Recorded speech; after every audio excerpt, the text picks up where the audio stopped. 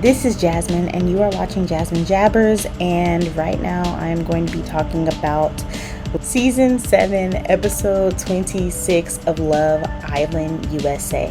The first thing I want to talk about is actually Olandria.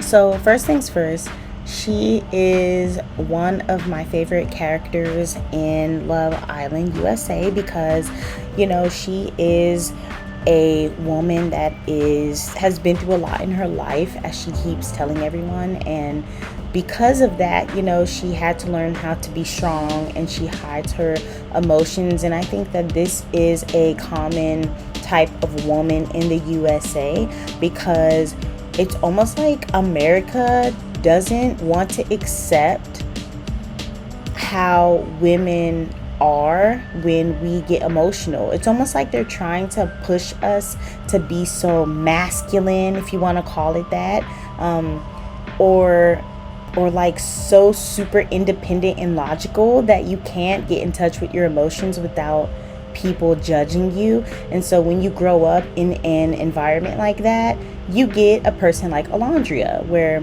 she stands on business with no emotion showing at all, and she just says her truth, and if you don't like it, oh well. That is a common woman in USA. So yeah, she's definitely one of my favorites. She brings a lot of reality into the show. So yeah, but how do I feel about what she told Taylor? I think the only thing I didn't like that she told Taylor was when she kind of said, you're 25 years old and you shouldn't want to be a kid. The thing is, I think people often forget every single human being, every adult was a kid once, legally, right? And just because you grow up in years of age and instead of being 17, you're 18 now, that doesn't mean that you're still not a kid to someone. Your mother, your father, we're all kids to someone. And just because we get more knowledge and know better does not mean we can't still have fun like a kid, can't still experiment like a kid, and I think every person that is looking for a genuine, long relationship, a steady, rock solid one, those two people in the relationship needs to make sure that their inner child is protected. So yeah, if I just hit my hand. So if I was Taylor, honestly, after Olandria said that, I would have picked Clark as well. That goes on to Taylor. Transitioning to Taylor, yeah, do I think he could have handled it a little better? Yes. However, I don't think he was wrong with how he handled it, because Olandria, she embarrassed Taylor in front of every single person on that island. So yeah, he just got his lick back. And the real question is, does he really think that Clark is better for him, or did he just take that response out of spite to get back at her? I don't know, but we'll see. I mean, if they both make it, will they get back together? Will they actually sit down and have a talk? Because those two are the types to actually still have a talk and see kind of all sides of situations. So we'll see. That's what I think about that situation. The next thing I want to talk about in this episode is Huda and Chris. So Huda, earlier in this season, she was crashing out a lot because she got love bombed by Jeremiah. And let me just say love bombed by Jeremiah, just in case any of y'all watching disagree. Let me know if you think Jeremiah love bombed Huda and that's why Huda was going crazy, or do you think Huda is just crazy, like for no reason? But yeah, because she got loved bombed from day one, she got locked in very, very, very quickly. Knew that guy for like 1 hour and was already like, that's my man.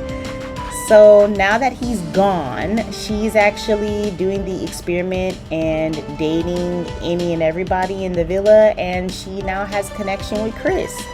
And I actually think Chris is a great guy for Huda, for what I see right now.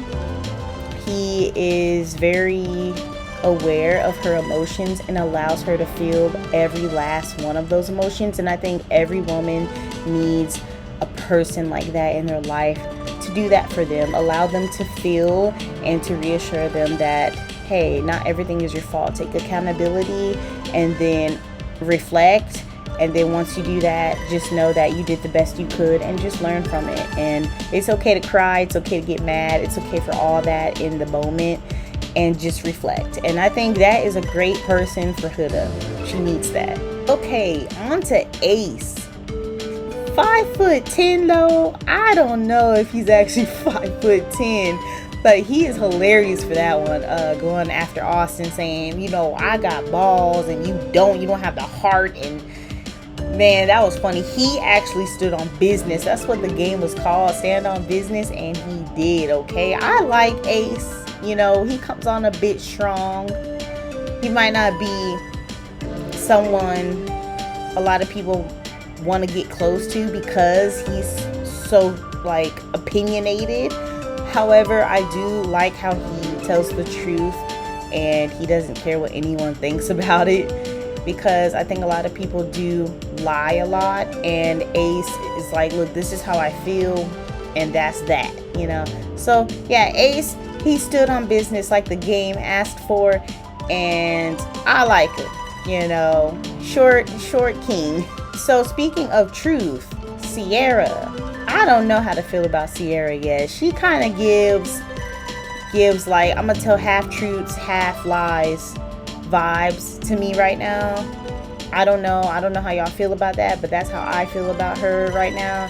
She's not like terrible to watch on the show, so she's all right to watch.